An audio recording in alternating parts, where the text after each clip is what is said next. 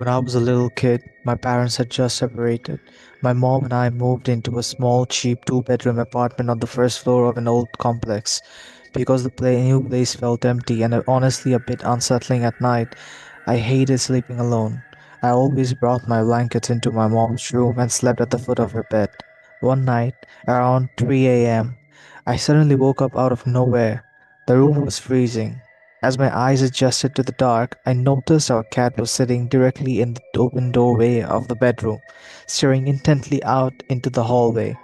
He didn't look relaxed. His back was arched, and his tail was twitching. Suddenly, he walked out of the room and let out this low, panicked meow. I reached over and frantically shook my mom's shoulder, whispering that something was wrong with the cat. It took her maybe 3 seconds to sit up, but in those 3 seconds, we both looked up at the bedroom door frame. There was a grown man standing there. He was right at the edge of the light, slowly backing out of my empty bedroom across the hall and slipping toward our front door. My mom didn't even hesitate. In a blind panic, she grabbed me, shoved open the first floor bedroom screen window, and threw me out onto the grass outside before jumping out right behind me. We ran to a neighbor's place, screaming for help, and called 911. When the police arrived, they found our front door completely unlocked, but there were zero signs of forced entry. My mom swore she had locked the deadbolt and the chain before we went to bed.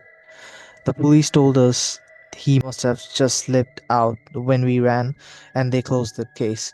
The real horror happened a week later. My mom was cleaning the kitchen and had to open up the small cramped water heater closet next to the pantry, a closet we never used.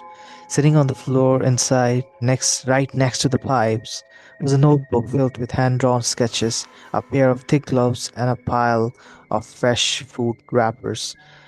He hadn't broken in that night. He had been living inside our wall closet for days, waiting for us to fall asleep. I've ridden Route 9G up in upstate New York at least 100 times. It's a winding rural road that gets incredibly dark at night, but I know every single twist and turn by heart. Or at least I thought I did.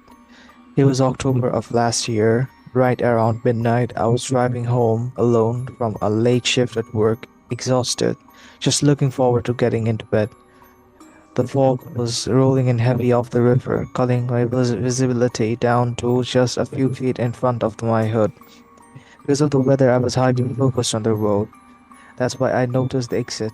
Right where a familiar concrete barrier was supposed to be, there was an old, narrow asphalt road cutting deep into the woods. There was no sign, no markings, and just an open path. Assuming it was a new detour or a shortcut I'd somehow missed over the years, I turned the wheel. The moment my tires hit that asphalt, the temperature inside my car plummeted. It went from a comfortable 70 degrees to freezing in a matter of seconds. I turned on the heater, but it just blew out ice cold air. Then my dashboard went completely haywire. My digital clock started spinning backward, and the radio dial began rapidly scanning through the empty stations, blasting nothing but static. I reached out to try and reset it, but my phone, which had been plugged into the charger, suddenly turned completely black. The battery icon flashed 0% and it died.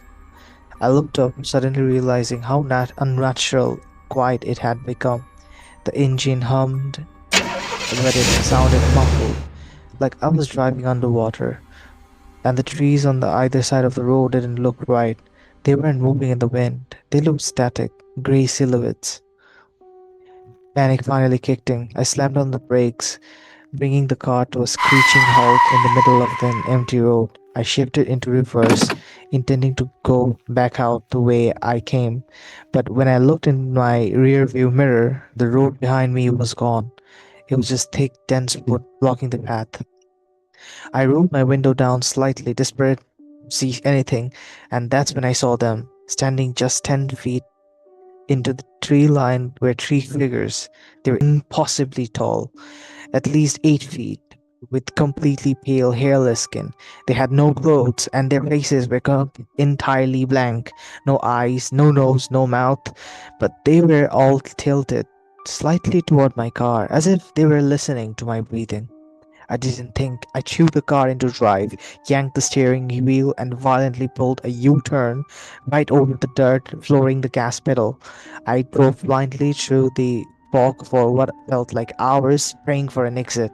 Suddenly, my headlights hit a familiar green sign. I slammed through the patch of fog and burst right into onto Route G, 9G actually. The radio instantly played back to life, and the clock on my dashboard read 12:05 a.m. I checked my phone. It turned back on, showing a full 90% battery. I looked back in my mirror, but there was no road in the woods, just the solid, unbroken concrete barrier I had known for years. I don't know what realm or timeline I drove into that night, but I know those things are still waiting on that highway. You work the graveyard shift as a night janitor. You get used to that white. I was assigned to a local high school, working alone from 11 p.m. to 7 a.m. For the most part, it was a peaceful gig. You put your headphones in, mop the floors, and just watch the clock. The human brain isn't meant to be in empty, cavernous buildings in the dead of night. Eventually, the silence starts to play with your head. It was a mid-journey, January, right during winter break, so the school was completely deserted. No teachers, no late night sport practices, just me and the dim, buzzing fluorescent lights. Around 2 a.m., I was working on the second floor hallway when I heard distinct sound of a locker door slamming shut at the far end of the corridor. I pulled my headphones out. I called out, thinking it might be the night security guard making his rounds. No answer.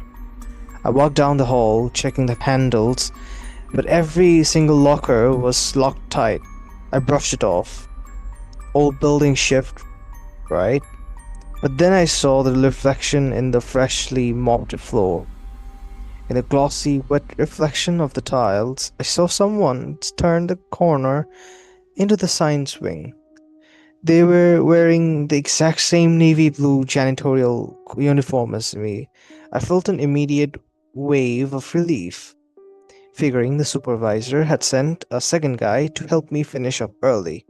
I hurried around the corner after him. "Hey man, didn't know they put anyone else on tonight," I yelled out. The man was walking ahead of me, his back turned. He didn't respond.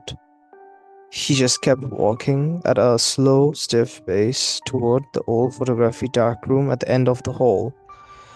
As I closed the distance, a cold knot began to form in my stomach. Something was deeply wrong with his movement. His shoulders were completely rigid, his feet weren't making a single sound on the hard floor. No squeak of rubber soles, absolute silence.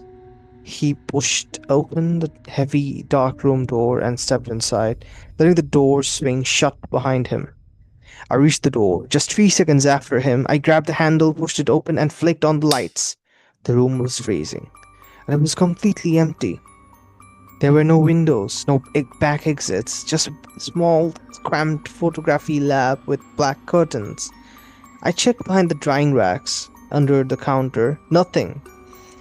The only other feature in the room was a small, square utility access panel on the ceiling, but the dust on the frame was completely undisturbed. My phone buzzed in my pocket, making me jump. It was a text from my supervisor replying to a question I'd asked earlier. At the end of the text, he wrote, "By the way, sorry, you're completely on your own tonight. Couldn't find anyone to cover up the second floor with you." I stared at the empty room, my heart hammering against my ribs. I didn't finish my shift. I walked straight down to the break room, grabbed my jacket, clocked out early. I don't care how much they pay me, I'm never stepping foot on that second floor again. Because I know whatever is wearing my uniform up there, it isn't human.